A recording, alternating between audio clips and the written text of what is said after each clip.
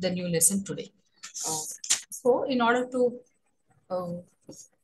to wind up with this topic, let us move on to the other subtopic called the prostitution. So this is one of the major issues we have in the contemporary Indian with regard to women category members in the Indian society. So women in the Indian society. So what is this issue and why we consider this particular uh, act as an issue or a problem uh, related to women here? So till now, I think if you all remember, we have come across the child labor, child marriages. We have come across the what is called the sati sagamana. Then we have come across the also the dowry and the dowry deaths. So all this is being one of the major issues we have in the Indian society, and we have been the government of India have been addressing all these issues, and there were certain acts which very strictly prohibiting with all these issues. Uh, and simultaneously, we come across one of the major issues which is also there in the contemporary Indian society. Since earlier period also, we have this particular issue related to women. So, what is this issue exactly? This is the term we use is the prostitution. What do we understand by prostitution? It is what do we understand by prostitution? It is a word used which is considered as, before we enter into the definition or the meaning of this word, uh, this is a worst form of exploitation of women. So I repeat once again, prostitution is considered as a worst form of exploitation of the women here. And then this is actually in order to define or know the meaning of the prostitution here, it says that it is something the process of commoditization of human beings with the subordination of women and delinking of sexuality from human relationships and reproduction. So it has reduced women to a tradable commodity. I repeat once again the definition here, and let us understand this meaning here. The process of commodization of women brings with women being with the subordination of women and delinking of sexuality from human relationships and reproduction. And it has reduced women to a tradable commodity. So this definition says that women is being used for sexuality within the interrelationship and reproductive aspect. At the same time, women is being used as a commodity in the market or in the society. So this is the definition which gives the meaning by saying that women is being used as a commodity in order to make the process of the sexuality in relationship and also for the reproductive process. Then here, this actually in India, it is not a new concept or not a new issue here. Prostitution has been in existence as early as that of the Vedic period. So we can trace this particular act or this problem since the Vedic period in the Indian society. So it's not a new concept or it's not a new study which we are focusing on today or a new problem. So then again, what were the forms which we can trace back from the history of the Indian society? The form of the prostitution were like the courtesans. Usually, we hear the term courtesans who entertained the rich customers. They were the courtesans who they entertained the rich customers. Apart from them, they were the hereditary prostitutes. So we had in one form called the courtesans, who usually they were the women folk who used to entertain the rich persons here. And then at the same time, we also have the hereditary prostitutes who were dedicated to temples and who had high ritual status and also had the property rights. I repeat once again here, one form of the prostitution in the early society we can trace is from the history is the courtesans. So usually they were the women who used to entertain the rich persons in the society, the rich class people in the society. Then on the other side, we have the hereditary prostitutes. Usually they were dedicated to the temples and they used to get married the gods or god, and they were again they had very high ritual status because they were the traditional prostitutes, so they had the high ritual status and also they had the property rights. So this is another form of prostitution we come across from the ancient, from the history of the Indian society.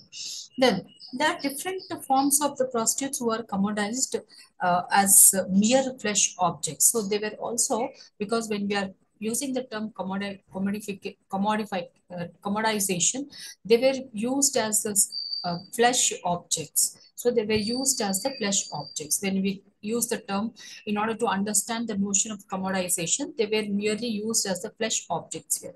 Then here we come across majority of women who enter into this profession are not voluntary entrants. So it's not by their own choice, but usually their entry is not voluntary entry. Fine. So some or the other factors, some of the other reasons are behind this particular problem. So the women who is taking entry into this particular act or into this particular profession usually come not by choice, but usually they were forced into, or some reasons exist behind where they enter into uh, enter into this profession due to certain reasons which exist. So we'll later on look into what are the reasons for this particular issue which is there in the society and why women usually become the prostitutes. Then later we come across majority of usually girls and young women are lured by making false promises like providing opportunities in the films. One reason usually why few women, not all, why few women are into the prostitution. One reason it says that they were few women have an attraction towards the cinemas and uh, the movies and all, where they want to become heroine or at least some portraying of themselves in the cinema. So this attraction usually is taken advantage by few persons in the society, and they usually lured. So usually it says that they lured by making false promises by the other second person, sometimes known person, unknown persons here. And these promises like providing opportunities in the films is one reason. And then again, they show some kind of monetary benefits. So sometimes some attractions towards the monetary benefits also make these women entry into the Prostitution Act. And at the same time, assurance of or promising of employment opportunities.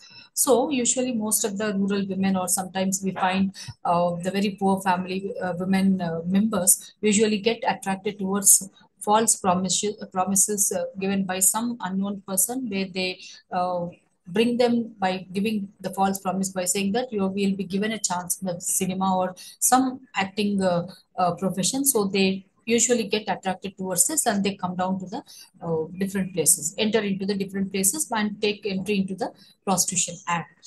The next reason it says that maybe this is some of the reason. One of the other reason is monetary benefit usually. Then the other one is employment assurance here. So it says that maybe the false promise by saying that I will give you the you're going to be get you're going to get an employment opportunity. So this, even this particular reason also attracts women, where they come to some unknown place, and they usually end up with becoming a prostitute. So these are the very few reasons we come across with regard to why women are into this profession called prostitution. Then again, in rural areas, the landlessness and chronic unemployment. In rural areas, when we look into the scenario of the rural India, we come across the landlessness of the people, the poor families in the rural area, and at the same time, chronic unemployment.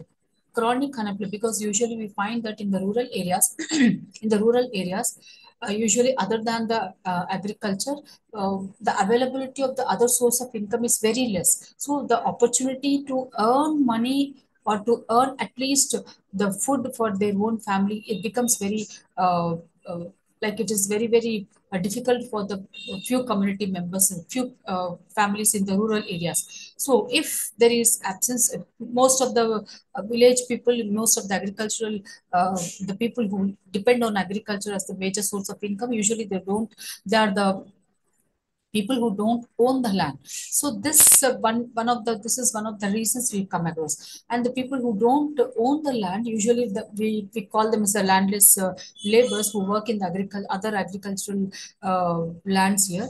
Usually there may not be sometimes the labor activity in the village itself. So this is one reason. The other one is chronic unemployment. As I said, there is no other availability of the other source of income in the village community, and which the chronic unemployment seen in the village communities or the rural areas also force them into taking entry into this particular profession.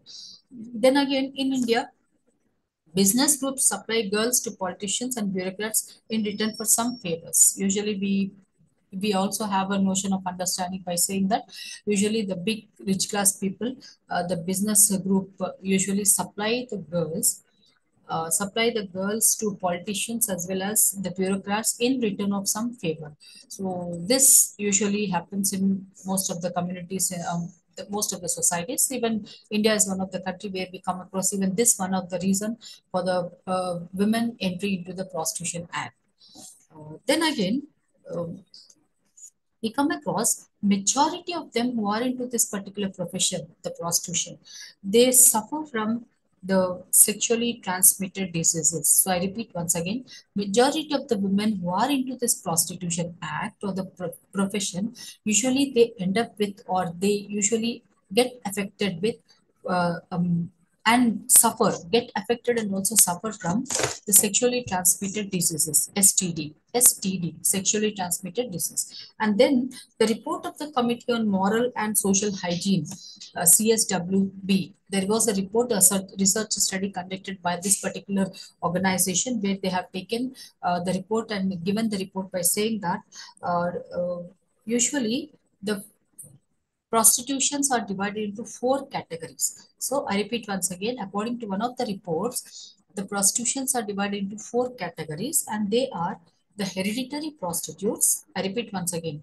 the four categories of prostitution are, like, one is the hereditary prostitutes, a second one is religious or traditional prostitutes. Third one is the victims of social and economic conditions, and the last one is highly sexed pathological cases.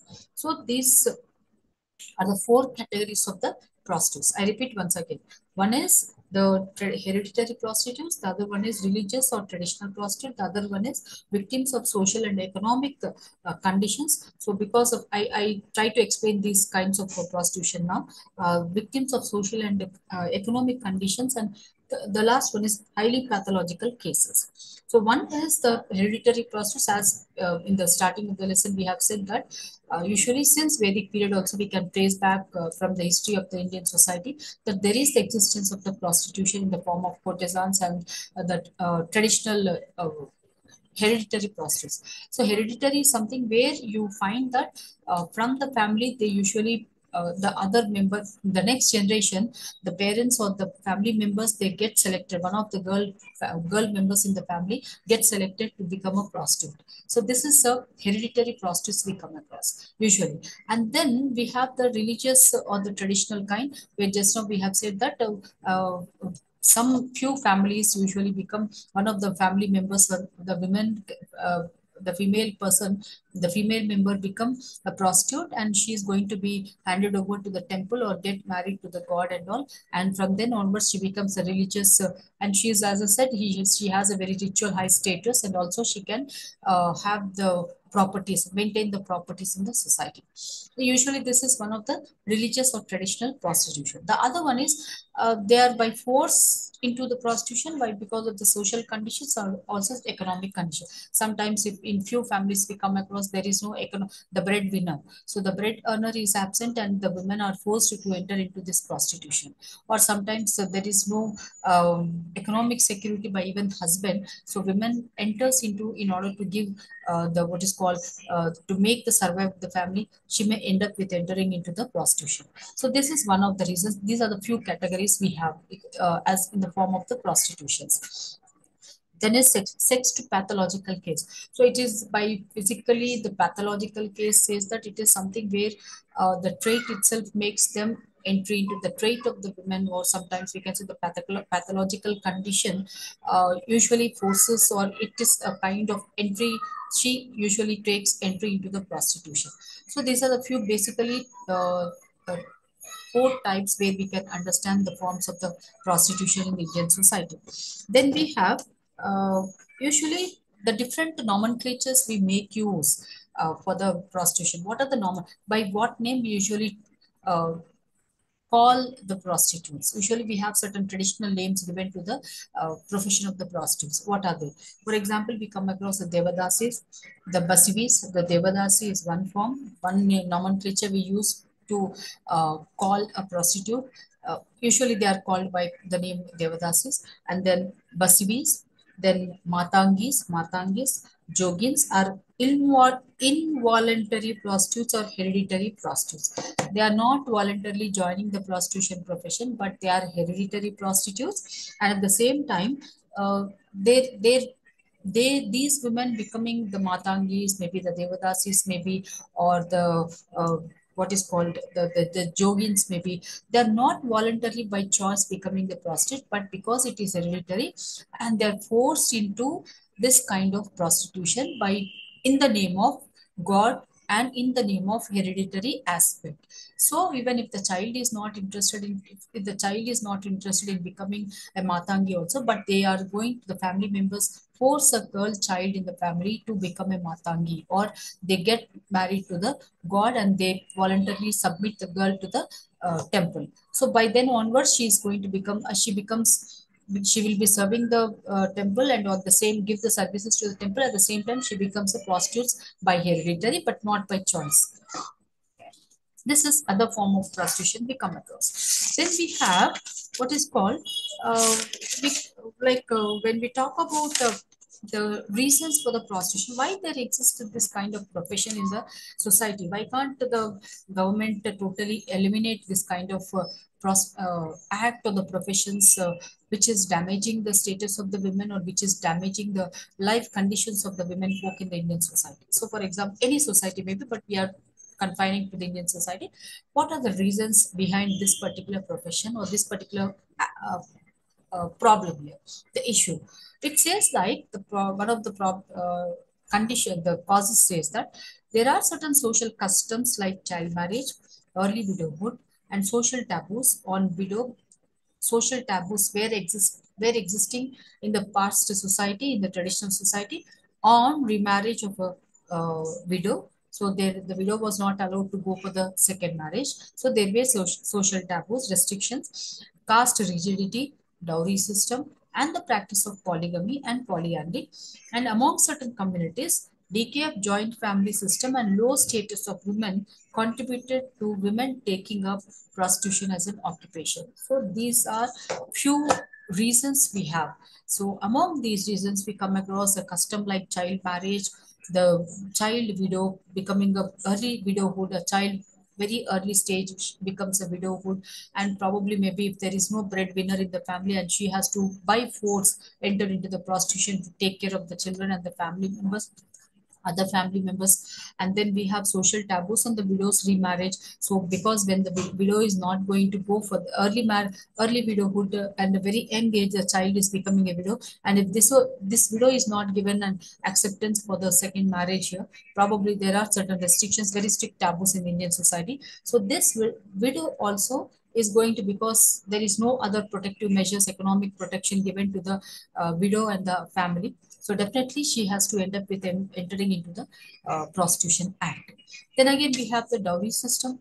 So this is also one of the reasons we have the practice of polygamy.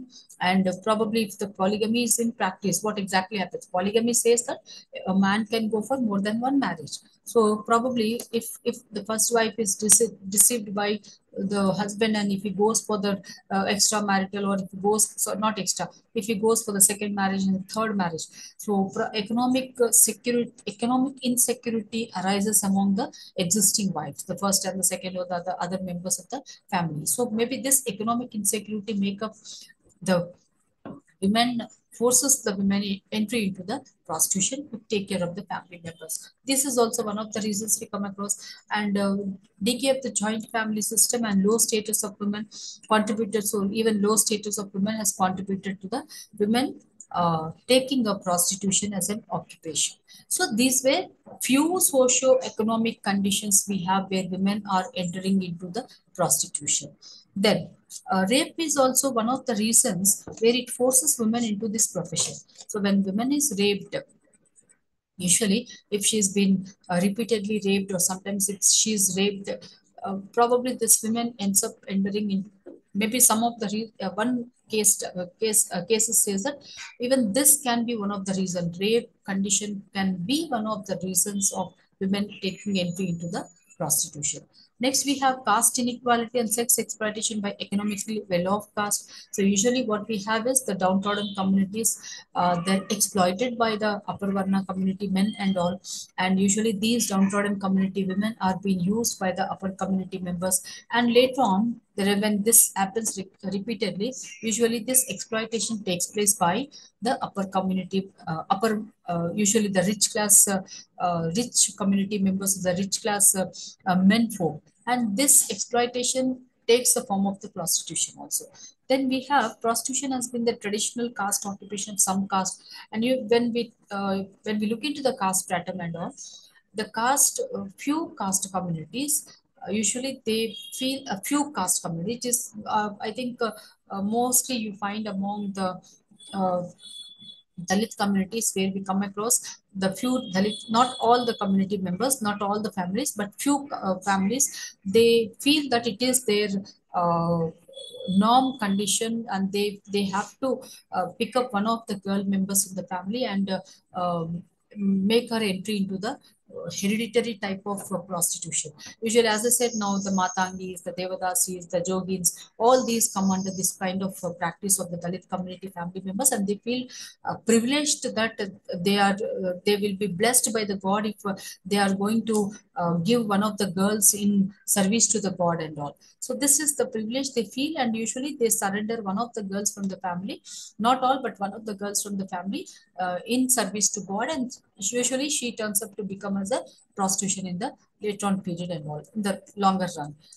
This is one of the reasons also for usually most of the women or the very young girls becoming the prostitutes. The lower caste women support their families through prostitution. I just now said that if the husband is an employee, and if there's nobody providing some any economic security to the family members, and the children are very young, with small children, small kids are there in the family, if this is the condition, and the old age parents or old age in-laws members, and they should be taken care of. So if this is the condition, there is chronic unemployment among the men folk in the chronic unemployment of the husband, or sometimes the husband is sick, fallen sick, and if is unable to enter into any productive activity also, then later on the responsibility goes on to the women here.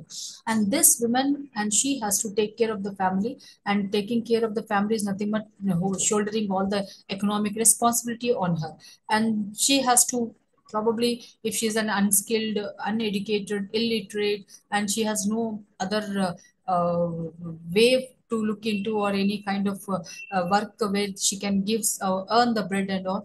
And this is one pathway where she can enter into the prostitution in order to earn money very easily, and then she can protect the family economically. So this is also one of the reasons where we have the poverty ridden families, and usually very poor families, most of the women enter into prostitution because of all these reasons. Then some lower caste women are mortgaged to creditors of loans. So this is also very pathetic condition we find, where this condition also is making the condition says that some lower caste women are mortgaged. So as I said, they are commodified. They are the commodized product. We call this as a commodized product, or we usually say that the what is called the product. So we are making women as a product or a commodity. We are making use of women as a commodity, and this commodity is mortgaged. It is mortgaged with the rich class men, and because she is mortgaged, and the rights lies with the person who has given that loan to the family members of the women. And probably maybe the creditors make use of this, take advantage of this mortgage system, and then probably they may use this woman as further earnings or maybe for the sexual purpose and all. This is where even this kind of reason also, the pathetic condition in the family, the mortgaging system in the family, or women as used for the mortgage under the creditor. So this is also one of the reasons which says that women may end up with becoming a prostitute. She has to surrender herself uh, uh, near the creditors and all. Then some men who are fond of drinking and gambling encourage women to take up prostitution to earn money. So the family members of the women, the men who are unemployed, who are very much used to alcohol and gambling.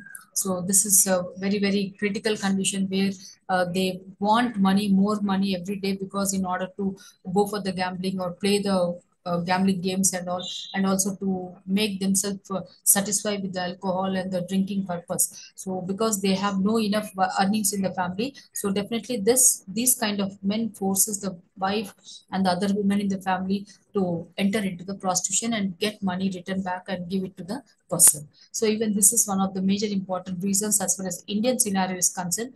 Among the rural as well as the urban areas, we have these are the reasons, various different reasons for why women are into the prostitution system.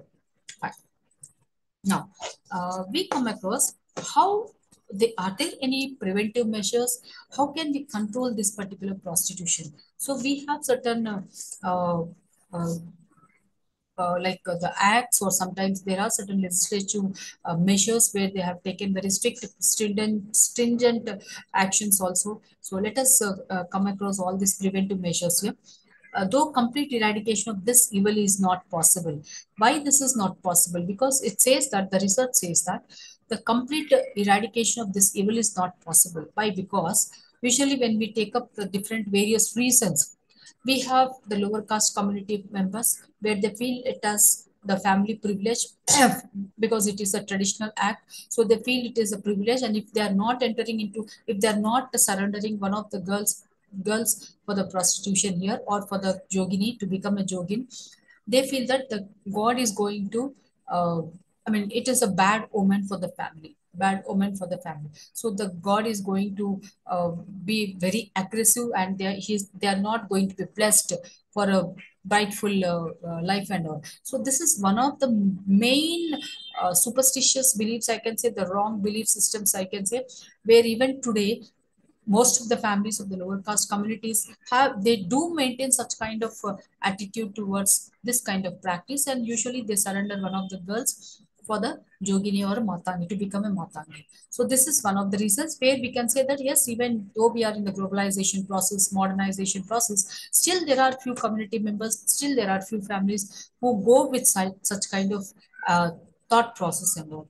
So that's the reason why we may not totally eradicate this evil practice in the Indian society.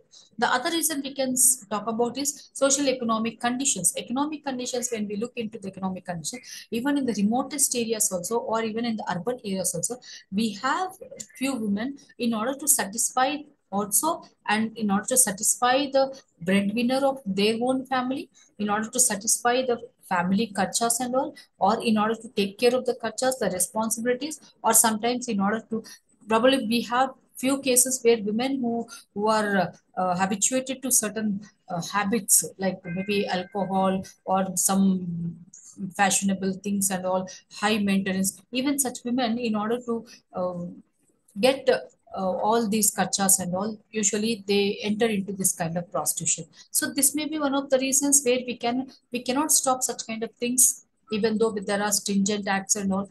But then still, economic condition is one of the major reasons, the poverty which is there among the rural areas and the remotest areas of the Indian society, where they're unaware of the programs and the developmental policies and all, and most of these women usually enter into the economic very meager condition people. Usually they end up into very easy earning money here, and they usually enter into the prostitution act. Because of these reasons exist, usually when we can eradicate all these causative factors, probably I think so we can totally evade with the evil practice of the prostitution. But this is not happening because we are still developing in the Indian society. So we may take another a longer time where we can get rid of all these economic insecurities for the families, and the lower communities being given a lower higher status and elevated to educational and other rights to them and all. When this happens, probably I think this evil is going to be totally eradicated.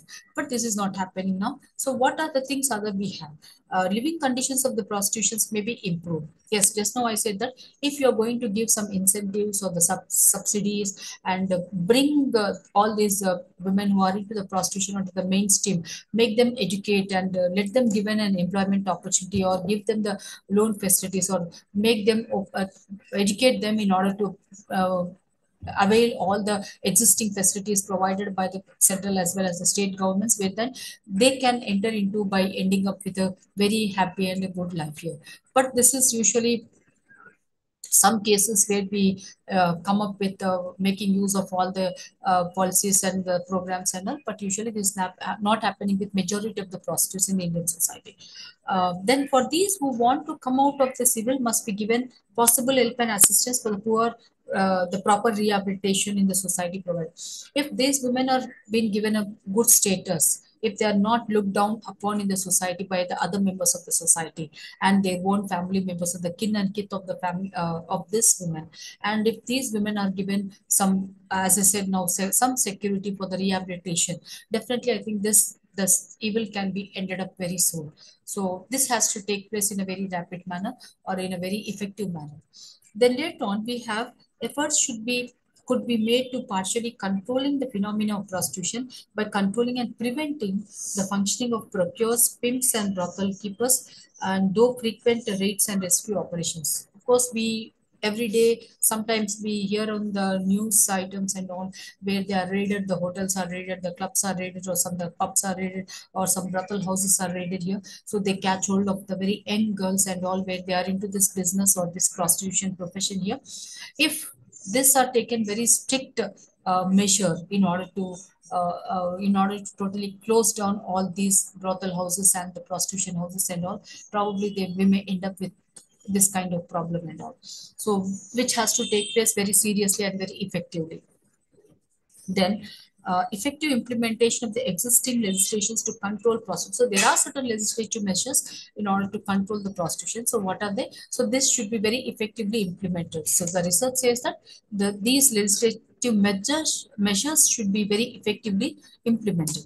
So awareness and educational programs for the people describing the conditions of the prostitutes. So let you give an awareness, let the society, let the government or the organization people, the voluntary organization people enter into the mass community, enter into the mass, and let them give the awareness even for the people who are into the prostitution by making educational programs for the people describing the conditions of the prostitution, or the sufferings of the prostitution, so the disease they get affected of the profession. So let them give the clear cut picture, or let them educate all the mass people, the community section, the lower community people, or the poorest family members, where they are at least they get fear of entering into the profession and all. So this clear cut explanation of the conditions and the sufferings of these women who are into the prostitution, and also let them educate with regard to all these entry and also the what is called the pathetic condition of these women also. So this education has to be taken place, the mass education by government, as also the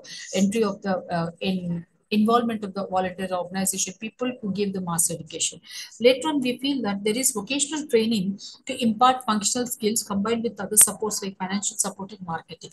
So if you are able to bring these women into the mainstream, if you want to bring the women into the mainstream or the bigger society, involve themselves in the bigger society and getting rehabilitation.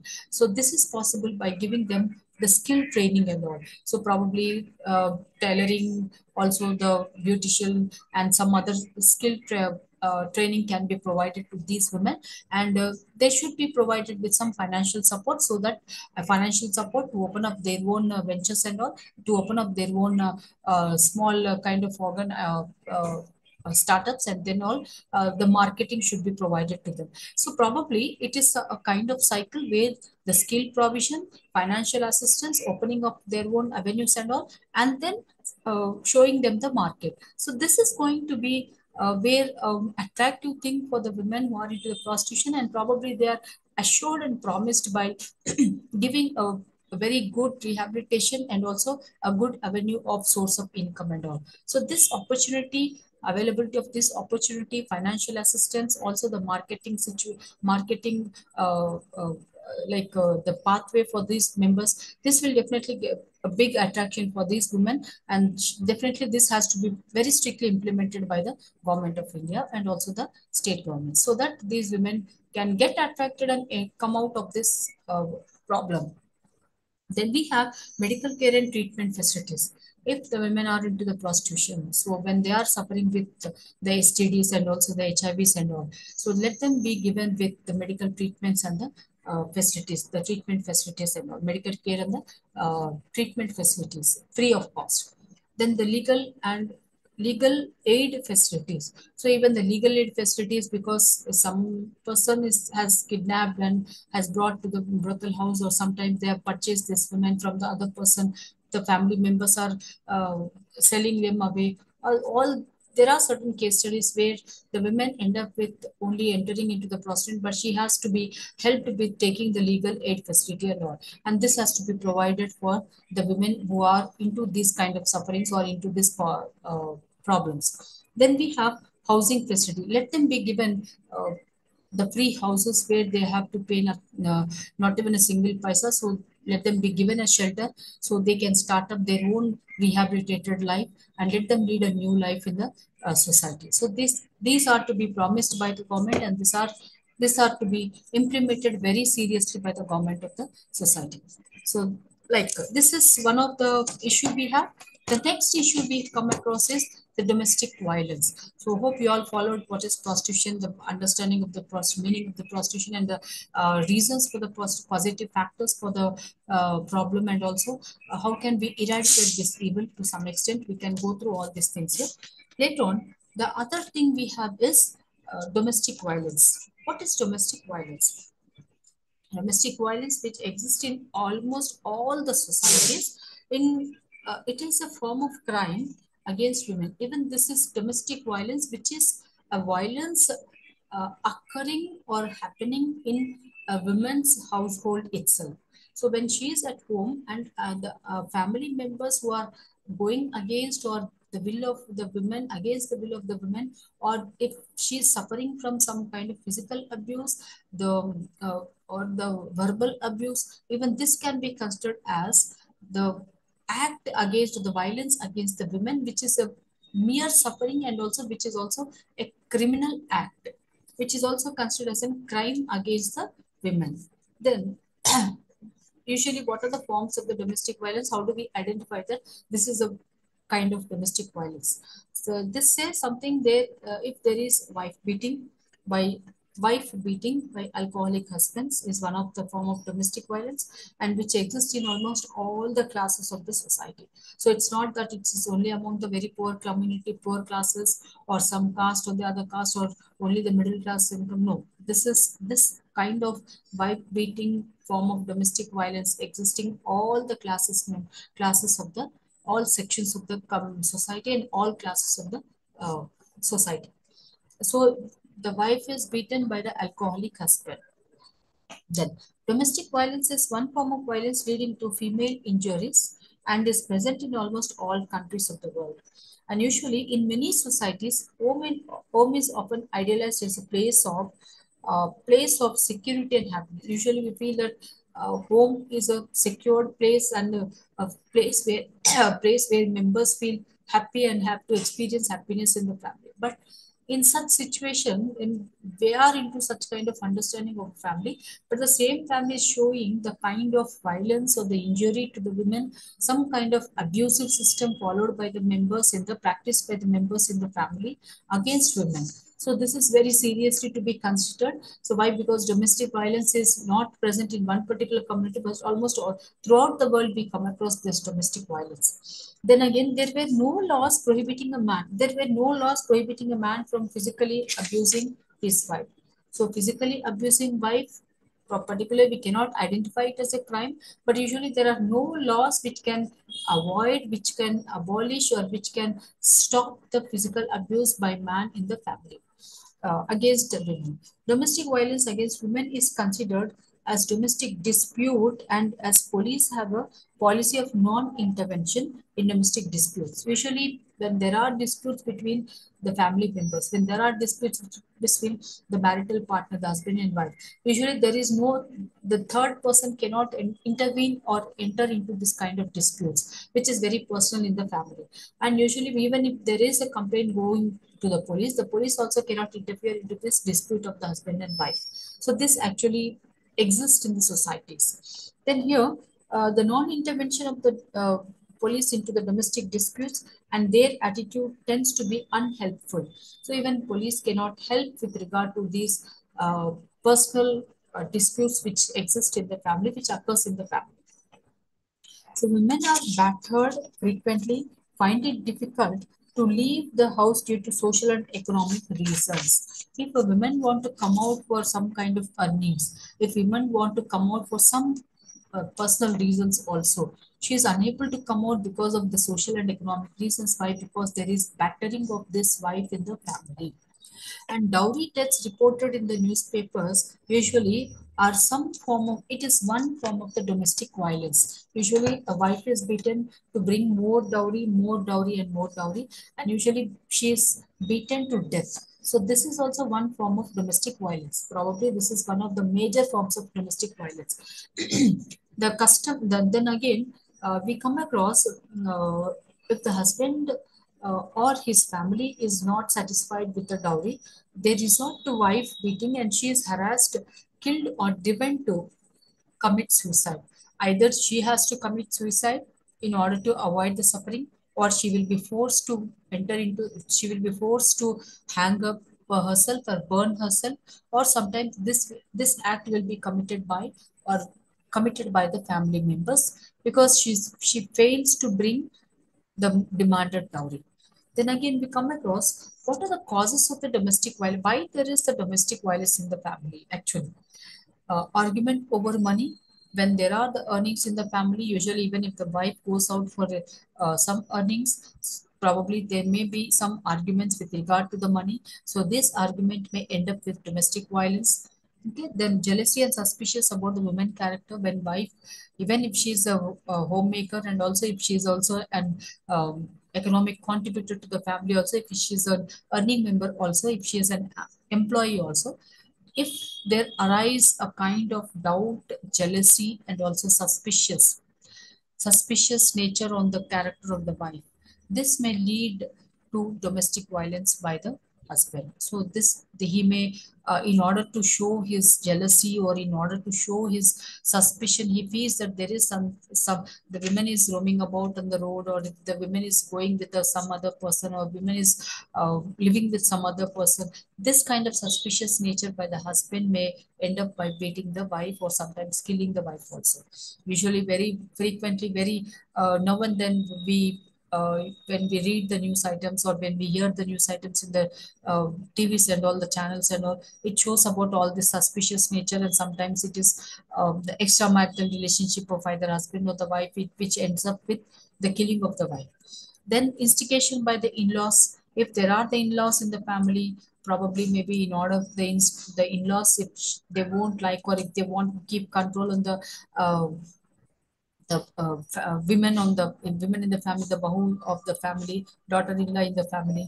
This instigation by the parents of the husband, usually, or the in-laws of this women, leads to indirect kind of beating of the wife, indirect kind of instigation, indirect kind of beating, and also killing of the wife. Uh, alcoholic husband. Usually, if there is the alcoholic husband, now and then we find the case of domestic violence. Then disputes over the children.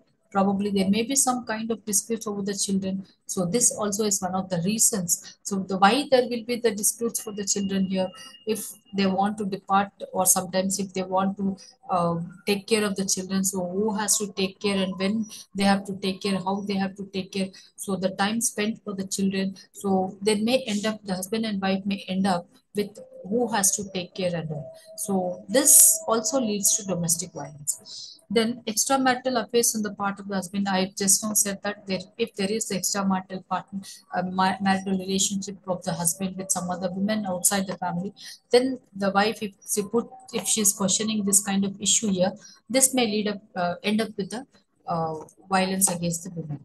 Then women's economic independence, which irritate the husband or desire of the women to take up employment. If the woman is employee and she is earning sometimes more than husband, or sometimes if the husband is unemployed, if the woman is earning, and this is one of the reasons why if he feels jealousy of her earnings, or sometimes the economic independence of the wife also, or sometimes if she is an employee, this may also lead to domestic violence against her by the husband and the family members. Measures how to control, counter the domestic violence. What are the measures we have? To create awareness in society that a woman is also a human being. So we have to create an awareness that we let the members identify this category of person as a woman here. So even women is a human being. So let you view and identify this woman as a human being, and let her live in ideal and also an happy life. So this awareness has to be created in the society. And organize a morcha or dharna outside a wife beater's house. If there is a violence against women in a family, let you take the society members or the organization people, or at least the friends and the kin members, let them take up an morcha or the dharna before the house of this domestic violence, so that this can be taken as a lesson on the other part of the other members of the society, other members of the other family members of the women. Then set up homes for battered women, so that they can take refuge and they live, their lives are not threatened here. Then these homes should be linked up with organizations which can help women with self-employment. If there is any case of violence against women, let them take the rescue by the organization people. The battered women, the beaten up women should be given rescue by some refuge by some organization people, and let this rehabilitation centers be linked up with the organization, and let the organization members help them out by giving some kind of training or the skill, and self financial system, the self sustenance is given to them, self-employment. Then Mahila Suraksha Sangh should be started by women in every locality. So every locality should be opened up by the Mahila Surakshit Sangh. So that this Sangh works out only for looking into the case studies, or bringing awareness among the community members, or taking care of the women for, or taking the case studies, rehabilitating or counseling the members in the family who has entered into the violence case, the domestic violence here. Then there should be counseling. So the counseling centers should be there, and these counseling centers, definitely we have certain counseling centers already. We have the counseling centers where they counsel both husband and wife, also the in-laws, one by one, after one other the other, so that they have an identity that even she is a human being. Let she has they may not demand for the more dowry or some other reasons where they are entering into this kind of violence against women. So they may end up with all these reasons and all. So this counseling should be very effective, so that these kind of problems again never come up or grow up in the society. So for today, thank you for this. With this lesson, I end up with this topic today. So probably I could not start with the other lesson today. So let us discuss the new lesson tomorrow onwards. That is the conceptual framework of labor, work and domestic work. So let us start this topic tomorrow onwards. Thank you all.